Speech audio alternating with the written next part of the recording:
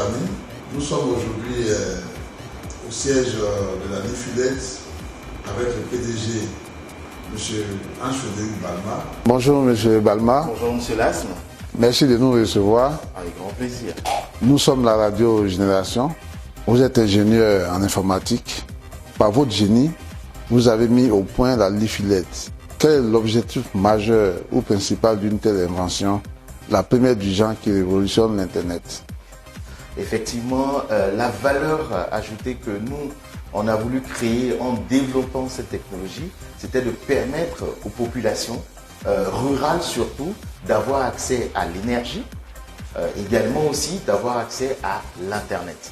On le sait, en Côte d'Ivoire et en Afrique, il y a aujourd'hui plus de 600 millions d'Africains qui n'ont pas accès à l'Internet. Plus de 600 millions qui n'ont pas accès à l'électricité. Et pour nous, on se devait de jouer un rôle majeur dans cette transition énergétique et cette transition numérique en apportant des solutions durables, des solutions qui vont non seulement améliorer le quotidien des utilisateurs, donc des populations, mais également aussi qui n'aura pas un impact négatif sur notre environnement, notre écologie. C'est comme ça qu'on est parti d'une solution d'abord écologique qui allait répondre aux problématiques des populations tout en leur permettant d'avoir accès à l'électricité qui est la base de tout développement d'un peuple, mais également aussi l'Internet qui est l'ouverture vers le monde pour que chacune de ces populations puisse avoir accès à un outil d'apprentissage, d'information, mais également un outil qui leur permet de pouvoir se former, s'informer, mais aller au-delà aujourd'hui en ayant accès à des marchés, à des opportunités et à de l'emploi. Une Nifilets, c'est-à-dire un lampadaire à ampoule, LED doté de l'Internet, le tout alimenté par des panneaux solaires. L'on pourrait affirmer que vous avez bien pensé en inventant un tel système. Pourquoi un tel système caractérisé par une association ampoule LED plus panneaux solaires plus Internet? Nous avons développé ces composants de notre solution simplement parce que l'ampoule LED est une ampoule moins énergivore, qui a une durée de vie plus longue, qui produit de l'électricité à faible consommation et qui a un meilleur éclairage et une meilleure dissipation. Ça, c'est l'avantage de l'ampoule LED. Mais pourquoi le solaire? Simplement parce que l'Afrique et la Côte d'Ivoire régorgent d'énormément d'ensoleillement. Donc on s'est dit, si on doit aller sur une solution durable, une solution saine et une solution qui est implémentée en même temps sur un site bien donné, mieux vaut aller avec une solution décentralisée. Et la solution décentralisée aujourd'hui qui aujourd'hui a démontré et fait ses preuves, c'est le solaire. C'est pour ça que nous avons fait une combinaison de lampadaires solaires, de technologie solaire, mais également aussi de l'ampoule LED dotée de la technologie de transmission de données par la lumière. Donc avec la lumière, on va beaucoup plus vite grâce aux photons et à la vitesse des photons. Donc ce n'est pas des ondes électromagnétiques que nous émettons dans l'environnement qui a un impact forcément sur la nature et sur l'humain, mais plutôt une technologie verte qui permet justement d'accompagner l'utilisateur au quotidien dans ses besoins, dans ses consommations et dans ses usages, sans pour autant impacter son environnement. C'est justement ce qui nous a permis de développer cette technologie-là avec des solutions et des produits durables. Alors, votre start-up fondée en 2014 se veut, selon vous, un acteur de la révolution verte. Je suis donc tenté de vous poser la question suivante. Quelle est cette révolution verte dont vous parlez? Alors, la révolution verte aujourd'hui, de façon générale, c'est toute solution ou technologie qui peut être mise en œuvre sans détruire la nature. Tout ce qui est vert, tout ce qui va concourir au développement de la nature sans l'impacter négativement. C'est justement ce qui nous a poussé, nous, à penser solution verte, à penser entreprise verte, à penser technologie verte. Aujourd'hui, en utilisant des panneaux photovoltaïques, on réduit le taux de rejet du CO2 dans l'environnement, contrairement à un barrage hydroélectrique ou à du charbon pour fournir de l'électricité aux utilisateurs. On est sur des technologies vertes en utilisant le solaire. Mais également aussi, comme je le disais, la LED est une solution durable qui permet justement à une ampoule de durer de vie de 5 à 20 ans minimum. Donc, ce qui fait que ça reste quelque chose qui ne va pas venir polluer notre environnement et polluer notre nature en ayant des déchets électriques ou des déchets informatiques dans la nature. En utilisant la LED aujourd'hui, on peut la combiner, on la combine déjà avec une technologie qui permet d'envoyer de l'Internet. Donc, quand on regarde une LED qui consomme très peu, qui a une durée de vie plus longue, on ne retrouvera pas des LED dans la nature, dans des déchets, dans les rues, qui vont venir polluer notre environnement avec des équipements électroniques ou des équipements informatiques. Donc, le tout permet de pouvoir avoir une solution à portée de main, mais qui n'impacte pas négativement les usages au quotidien et surtout protège notre environnement. C'est justement de cette technologie verte que nous parlons qui permet de pouvoir faire ce qu'on veut à travers Internet, à travers des équipements que nous déployons, mais qui n'augmente pas le CO2 de notre environnement et qui n'a pas un impact direct sur la santé de l'homme et de l'utilisateur. Parlant de changement climatique, le monde aujourd'hui est confronté à un changement climatique dû au réchauffement de la planète. Concrètement, que peut apporter votre start-up à travers la Leafy LED dans la recherche de solutions durables face à cette problématique de changement climatique? Aujourd'hui, je pense que les batailles de toutes les nations, c'est de réduire le réchauffement climatique, c'est de réduire l'émission des CO2 dans la nature, c'est de réduire les déchets polluants dans notre environnement. Et pour moi, en participant avec des solutions moins énergivores, avec des solutions décentralisées avec le solaire, on évite de rejeter dans la nature du CO2. Ça, c'est premièrement.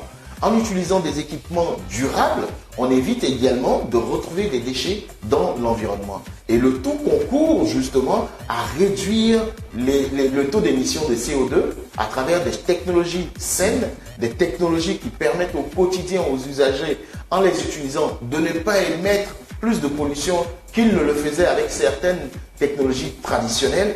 En ce moment, on lutte pour réduire le taux de CO2 et en luttant pour réduire, on réduit par ricochet le taux de réchauffement climatique. Donc ce qui fait que, avec l'objectif d'atteindre pour 2030 moins de 5 points en matière d'émissions et de réchauffement climatique, oui, on peut contribuer fortement à réduire le réchauffement climatique en utilisant des technologies vertes, en utilisant le solaire, en réduisant justement le fait d'utiliser du charbon pour produire de l'électricité et alimenter ces mêmes productions-là, ces mêmes populations.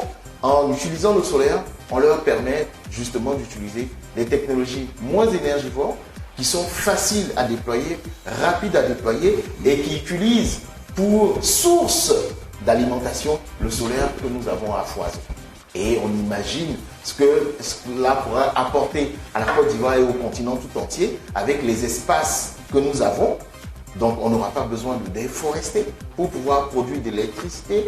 On n'aura pas besoin de détruire la faune et la flore pour pouvoir produire des barrages hydroélectriques qui vont fournir de l'énergie. Mais avec des centrales solaires, avec des mini-grids solaires, on serait capable d'apporter des solutions d'électrification aux populations des zones rurales que aux populations des zones urbaines et surtout impacter moins notre environnement. Donc je pense que dans cette dynamique de réduire le réchauffement climatique, nous sommes un acteur de la transition écologique et de la transition énergétique verte. Vous aviez affirmé que la Leafy LED permettait l'augmentation du débit de connexion jusqu'à 280 mégabits. Et vous ajoutiez, et je cite, c'est supérieur à la capacité des meilleurs modèles d'ordinateurs en vente sur le marché. Cette performance du débit n'a-t-elle pas un impact environnemental sur la santé humaine, notamment sur l'utilisateur? Aujourd'hui, de 280 mégabits, nous sommes passés à 300 mégabits seconde. Donc tout à l'heure, on fera une démonstration pour voir effectivement les vitesses atteintes en termes aujourd'hui de mégabits. Heureusement pour nous, en utilisant la LED, on n'émet pas d'ondes électromagnétiques. Donc on ne rejette pas dans l'environnement tout ce qui est mauvais pour la nature. Donc en augmentant le débit, en fait, c'est notre module qui augmente sa capacité de transmission de l'information sans pour autant impacter l'environnement et impacter le nombre de CO2 qu'on allait émettre de plus. C'est le module, lui, qui a connu une performance additionnelle en utilisant les photons de la lumière pour envoyer l'information. Imaginez tant soit peu quand vous allumez une ampoule, quelle que soit la distance qui est entre vous et l'ampoule, elle s'allume instantanément. Simplement parce que les photons transmis par les LED sont d'une rapidité et d'une vitesse incalculable. On calcule aujourd'hui la vitesse de la lumière à plus de 2, 3, 4, 5 G en termes de transmission de l'information. Donc nous, en nous basant justement sur nos modules développés, on n'augmente pas la capacité du module, donc on reste toujours dans les mêmes superficies de cartes électroniques, mais qui, en évoluant avec les technologies actuelles, permettent d'augmenter sensiblement la vitesse sans impacter les usages ou sans impacter forcément notre environnement et notre écologie. Donc, en travaillant toujours sur cette même chaîne de valeur, on veille à garder l'essence même de l'entreprise qui est de donner des solutions sans impacter l'environnement et sans impacter les populations qui en font leur usage. Ici, vous avez l'application que nous avons développée qui communique en temps réel avec l'ampoule, qui permet de connecter les populations des zones rurales. Donc, une fois l'application téléchargée, vous avez deux possibilités de vous connecter. Soit c'est votre première fois, donc vous scannez juste un QR code en cliquant sur scanner QR code. Ça va vous permettre de détecter un QR code, de pouvoir vous scanner, de pouvoir vous connecter. Ça, c'est quand vous êtes votre première fois dans une ville ou dans un village que vous voulez vous connecter, que vous utilisez cette partie-là. Et également, vous avez la possibilité d'utiliser l'IFI Connect pour vous connecter. Pour ceux qui ont l'habitude déjà de se connecter ou pour ceux qui sont habitués ou qui se sont déjà connectés une première fois, le simple fait de cliquer sur ça, l'application se connecte directement dessus et vous permet d'accéder à Internet. Simplement, aussi simple que ça, grâce à l'ampoule qui produit de l'Internet grâce à la lumière, le téléphone qui, grâce à l'application également, vous permet de vous communiquer et d'avoir accès à Internet. Donc directement, vous êtes connecté, on ouvre n'importe quelle application, vous allez voir tout de suite que vous avez accès à Internet grâce à l'application directement que nous avons mis en place. Donc c'est cette solution que nous avons développée qui permet d'accéder à ce type d'ampoule-là directement dans les maisons pour avoir accès à Internet, mais également grâce aux lampadaires que vous avez vu tout à l'heure, que vous avez filmé, les mêmes procédés, les mêmes fonctionnalités sont intégrées dans le lampadaire pour vous permettre d'éclairer nos rues de nuit, mais également aussi de donner accès à Internet à tous ceux qui sont autour, 300 mètres autour du lampadaire, ont accès à Internet grâce justement à ce que nous avons pu développer. Et aujourd'hui, c'est 5 brevets déposés pour l'ensemble de ces équipements-là sur le marché international que nous avons pu déposer aujourd'hui. Vous employez du personnel qualifié. Vous passez pour être un homme de principe dans le développement et le bien-être de vos employés. Racontez-nous brièvement ce principe ou caractère inculqué à vos employés. Je dirais que c'est la volonté et la vision de transformer cette Côte d'Ivoire. Je pense que le président de la République a lancé justement le slogan de la jeunesse aujourd'hui ivoirienne, qui est le centre de développement de cette Côte d'Ivoire. Et en tant que jeune modèle, on se doit aussi de pouvoir accompagner cette vision-là en étant, nous, aujourd'hui, des jeunes qui ont cette vision de transformer la Côte d'Ivoire. De transformer la Côte d'Ivoire autrement, mais surtout positivement. C'est pour ça, avec nos équipes et nos bureaux, on se dit qu'on doit aller dans cette dynamique de pouvoir voir grandir des entreprises ivoiriennes qui auront un fort impact local avec une forte contribution sur le PIB, mais également aussi être une forte entreprise qui part à la conquête d'autres marchés hors de la Côte d'Ivoire, ce qui est notre cas d'ailleurs parce qu'on est présent sur 8 autres pays africains sur lesquels on développe nos solutions pour accompagner ces pays-là dans leur transition écologique, énergétique et numérique. Donc ce qui fait que pour nous, aujourd'hui, avec ces personnes qui nous accompagnent dans la réalisation de cette vision-là, on ne peut être seul à la réaliser. Parce que derrière la personne que vous voyez, il y a toute une équipe qui, au quotidien, contribue au développement de l'entreprise, contribue au développement de nos solutions, contribue à la réalisation des projets sur le terrain pour les populations, pour les institutions, pour l'État, mais également aussi pour les entreprises. Donc, je dirais que c'est l'équipe qui fait l'entreprise. Et c'est grâce à cette équipe-là que tous les jours, nous grandissons. Et nous avons cette forte ambition de devenir une multinationale ivoirienne qui aujourd'hui se vend à l'international. À Lomé, vous avez rencontré en 2019 d'influentes personnalités telles que le géant chinois Jack Ma. Qu'est-ce qui vous fait courir autant? Je dirais, qu'est-ce qui nous fait courir autant? C'est la recherche de l'expérience, de l'expertise avérée des personnalités comme Jack Ma, qui sont partis de rien, qui ont bâti tout un empire autour d'eux, grâce justement à leurs équipes, à leur savoir-faire, mais surtout à la vision qu'ils ont portée. Donc, en courant dans ces grands colloques-là, on part à la recherche de l'expérience, de l'expertise, de ce que nous n'avons pas en Côte d'Ivoire et que nous pouvons apporter à la Côte d'Ivoire grâce à des hommes modèles, grâce à des entrepreneurs modèles qui ont fait l'expérience que nous vivons aujourd'hui. Eux l'ont eu il y a 10, 15, 20 ans derrière. En apprenant d'eux, en les côtoyant, on aspire à devenir comme eux. Et c'est l'objectif qui nous fait courir autant. La recherche de l'expérience, elle est fondamentale. Comment Jack Ma est arrivé à faire ce qu'il a fait en ayant un très peu de niveau, qui a été rejeté plusieurs fois par des entreprises parce qu'il n'avait peut-être pas le niveau, parce qu'il n'avait peut-être pas l'expertise requise en son temps. Mais aujourd'hui, on voit ce qu'il est. Et pour nous, en allant rencontrer des personnalités comme lui, ou d'autres d'ailleurs, pas que lui, c'est d'apprendre d'eux. C'est d'éviter les erreurs que eux, en tant qu'entrepreneurs, ont fait de par le passé, qui à un moment donné ont impacté leur business. Donc en apprenant, on essaie de devenir meilleur pour que demain, on puisse vendre une multinationale à la terre entière, comme aujourd'hui des grands groupes Apple, Facebook et autres arrivent à le faire en envoyant partout dans le monde leurs solutions et leurs produits. Je pense que c'est cette vision-là qu'on essaie de poursuivre en étant aux côtés de ces aînés-là, que moi j'appelle aînés, qui ont cette expérience, qui ont de la matière, qui ont du savoir, qui ont le relationnel et qui ont les équipes nécessaires pour gagner en temps, en argent, en énergie et en productivité.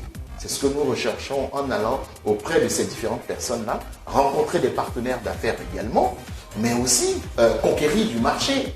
Quand je vais avec Jack Ma, par exemple, au Togo, je cherche une opportunité au Togo pour pouvoir m'implémenter, pour pouvoir commercialiser ma solution là-bas. J'ai eu des partenaires pendant cette invitation du président du Togo. Et aujourd'hui, on est présent au Togo grâce justement à ce partenariat qu'on a développé.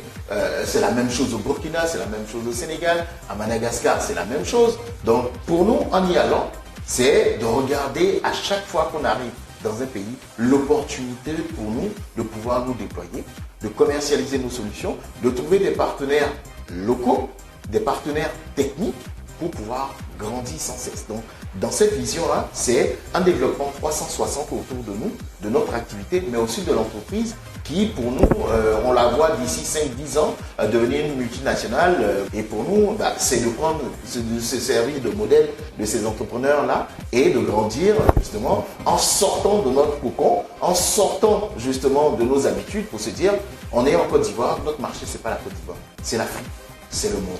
Donc, on part à la conquête du monde en étant présent dans ces différents colloques. Bien, rendons-nous maintenant à Drongouiné, un village proche du Libéria, où vous avez réalisé un projet pilote Lifilet. Parlez-nous de l'impact de ce projet sur les populations, notamment les jeunes. Alors, l'impact de ce projet sur le village de Drongouiné, ça a totalement changé Drongouiné.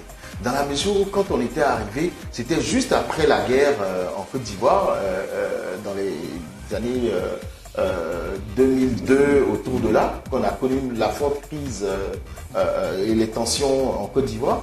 Malheureusement, ce village était délesté. Donc, il a fallu apporter un peu d'espoir à la population en leur apportant de la lumière, parce qu'ils n'en avaient pas. Ils étaient encore à la torche ou à la lampe pour s'éclairer. Et en leur apportant déjà l'énergie, c'était de l'espoir qu'on leur apportait. En leur apportant Internet, l'information et la télévision, on a totalement changé la vie des jeunes parce qu'aujourd'hui, les jeunes restent dans le village, ont leur plantation et contribuent à échanger à distance en France, aux États-Unis, avec des proches, des parents, mais également aussi avec leurs frères qui sont en Côte d'Ivoire, parce qu'ils ont un outil de communication, ils ont un outil de développement, ils ont un outil de formation qui leur permet de pouvoir avoir accès au monde sans pour autant quitter leur village, pour que les jeunes de ce village-là ne cherchent pas meilleur horizon ailleurs, sachant que tout venait à leur portée avec ce projet pilote que nous avions réalisé en 2017 pour ce village-là. Donc l'expansion aujourd'hui de ce projet-là, c'est d'apporter véritablement à la jeunesse ivoirienne et africaine le savoir, les formations, l'accès aux métiers d'aujourd'hui, le digital. On peut rester ici et exécuter un marché pour un Français, pour un Américain, pour un Allemand, peu importe. Il suffit seulement de pouvoir maîtriser l'outil informatique. Il suffit de maîtriser, d'avoir accès également à Internet pour changer sa vie. Je pense que nous, notre contribution en le faisant, c'est justement d'apporter à cette jeunesse-là le savoir entre les mains, d'avoir le monde entre les mains grâce à un smartphone et de l'Internet. On peut aujourd'hui communiquer avec tout le monde sur la planète et tirer surtout avantage des opportunités que le digital, l'Internet nous offre aujourd'hui. Et on pourrait avoir des community managers qui viendraient désormais de ces villages-là parce que les jeunes auront quelque chose à partager. Mais également, on ira plus loin, d'avoir justement des influenceurs agricoles qui vont pousser d'autres jeunes à aller vers le monde agricole et mettre en valeur ce qu'ils savent faire. Pour dire, je suis planteur, grâce justement à l'Internet, j'arrive à vendre tout ce que je récolte aujourd'hui. Et j'arrive à vendre directement avec des grands groupes ou parce que je fais des produits bio, je vends directement sur le marché d'Adjamé ou sur la vendeuse d'Adjamé sait passer commande avec moi pour que je puisse la livrer et elle me paie directement par mobile money. Donc, il y a ce gain de temps qu'on apporterait à la jeunesse et ces influenceurs agricoles pourraient transformer le monde agricole en encourageant cette jeunesse-là à aller vers la terre parce que la terre nourrit son homme.